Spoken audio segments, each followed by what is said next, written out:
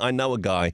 His name is John Cowan, and just off air beforehand, playing a fun game with John, talking to him about somebody from his a former incarnation of John Cowan, somebody that he used to work with, that had nice things to say about him. I mean, John, it was quite a challenge, racking your brain, thinking who that person could be. I couldn't think of anyone who would think that I was nice. That's contrary to my normal objective. It's fair to say, though, that that over the years you've had different roles, worked in different organisations. You've got to Yes. know a range of different people. Learned a thing or two about, I suppose, getting on with people, even people that perhaps you wouldn't naturally get along with, Yes. and yeah, putting your best foot forward instead of being belligerent all the time. It's still a skill I'm working on, John. Oh, yes, it's a challenge. It's a challenge because, I fall in love with ideas sometimes, and then I want to defend them vociferously, and then I discover that maybe they're not the same views that would go well with other people, and it can be very tricky at times. Yep. And so yes, I have learned it was actually more sort of like a communication technique. How do I get my ideas across to someone who probably doesn't want to listen to them? In fact, that was always my starting point whenever I was communing with someone. I always started with the assumption that that this person or this crowd is not in the least bit interested in hearing what I've got to say. That Yeah. was always a good starting It is point. interesting that both of us with that attitude ended up in radio, I suppose. Where people can't talk back. That's Exactly. great. Yes. Exactly. Uh, and and so I started thinking about a thing that I've called the wall. Hmm. Not that another Pink brick Floyd, in or or yeah. yeah, but the obstacle between myself and the other person that will stop them hearing what I've got to say or make them resistant to taking on my point of view. And it's sometimes very useful to know what this wall might be. And sometimes it's there even before you open your mouth. Yeah. It might be like I used to go into high school speaking about relationships and sex and all sorts of things. Hmm. And I knew that when I stood up in front of an assembly, here it was a man decades older than they were. And I can remember old people trying to talk to us at high school about that. Yeah. And you're thinking, you know, they're just not going to listen just because of the image. And so I'd Exactly. often start off my talk that I'm going to, I'd say something like, I'm going to talk about sex. And you're thinking, what does a man with a body like that know about sex? And it's identified the wall, the Yeah. obstacle, and I'd have to say, yes, I am so much older than you. Hmm. And just basically identify some of the obstacles they might have to taking on point my view. And that can sometimes be a good way of starting or moving on not an argument, a Mm. discussion that you're having with someone. By the way, that's a big thing. Yeah. They used to teach rhetoric. Rhetoric is the way of talking persuasively, winningly, to make your point of view attractive to another person. By the time I got to high school, they taught debating. Mm. Debating is a way of scoring points against the opposition, undermining their argument, pulling the rug out from underneath them, countering their argument with your argument. And it does create a victor and a loser. What a useless outcome from a difference of opinion. Yeah. Do you really want to walk away from a discussion with your wife thinking, well, I really showed her how wrong she is? Yeah. No, that's a very counterproductive outcome. So don't think in terms of debating your politics, debating your faith, debating what the best thing for the kids are. Yeah.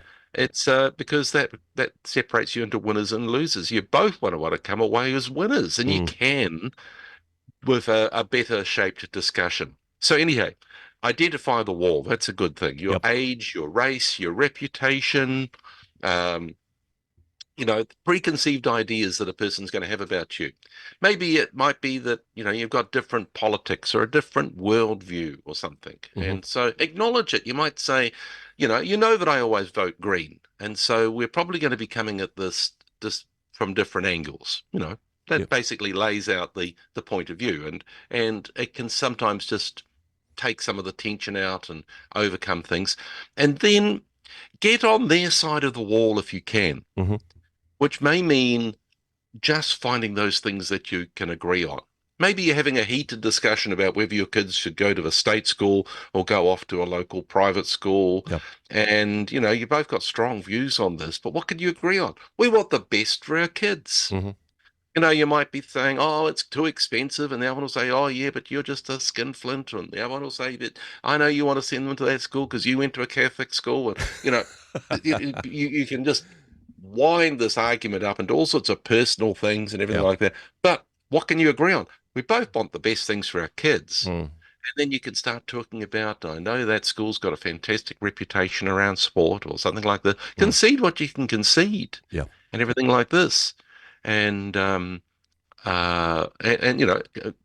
be as generous as you can. Hmm. You might have a different political view and you can say about something and you can say, yeah, I can see that all the political parties want to protect the environment. Hmm.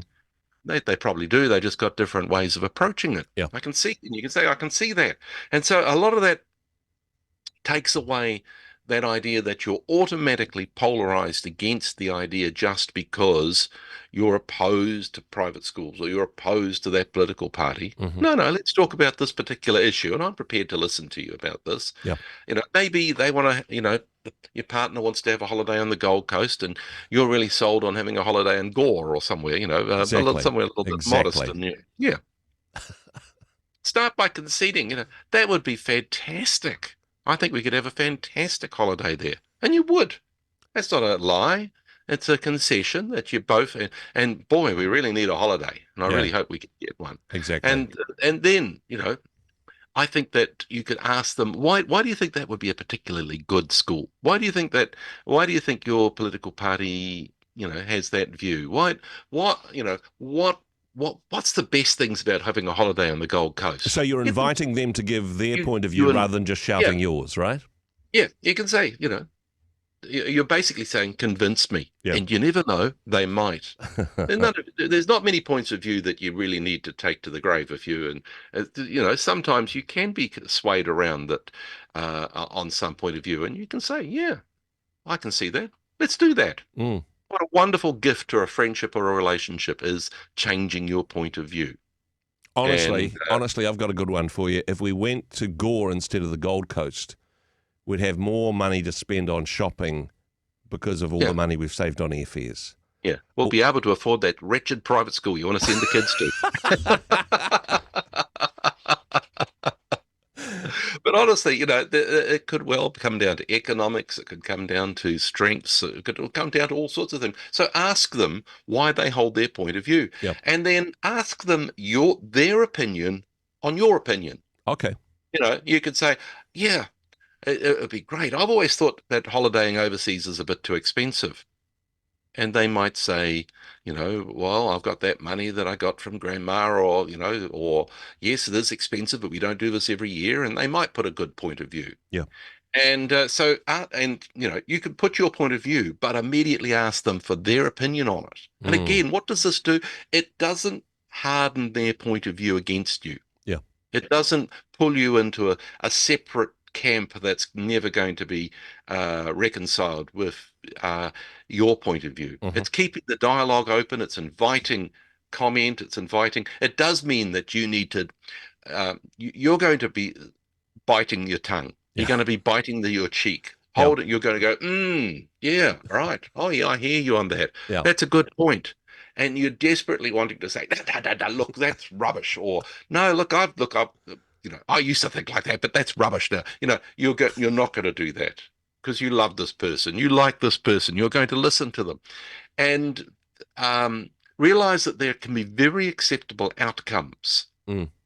You don't have to always concede. You can say, something like, yes, but maybe not this year, eh? How about we plan to do it next year? Yeah. Or, so yes, but not now can be a very acceptable outcome. So you can we think about this a bit more? And which is say, I'm not slamming the idea on the door on this idea. Yeah. Yeah. It's just that there's still some fish hooks in this for me that I need to think about a bit more. Or a very similar one is, can we do a bit more research on that? Let's find out a bit more about this. Or if you really don't like their idea or something like that, but you're not really there's not a hill you want to die on, you can say, I wonder if there's even other options. Okay. Maybe we could go on Pick holiday. Maybe something not that Gore, but neither of you Milton. like. Milton's a fantastic place for a holiday. The Cement Works tours are to die for, I tell you. You can still part as friends. Exactly. Now, one of the things which I think is important here, and I totally get your point, and I love the idea of asking the person their opinion on your opinion that they disagree with, because it's saying, hey, I care about your opinion even when it's wrong. Yeah. Maybe I haven't quite got it yet, John. But one thing I think, because you talked about deferring the decision on this one, from my experience, very important to put a timeline on this. Because if there's unresolved stuff that you actually need to talk about to move forward, if there's for example, if the school year's starting and you've got to pick a school for your children to go to, you can't keep putting it off forever. So yes, I think deferring is a great idea, but even if you can't make a decision, can you make a decision of, can we make a decision on this? When would you like to have made a decision on this, and then put the ball in their court and they go, hey, maybe after Easter, I will have had enough time to think about this one.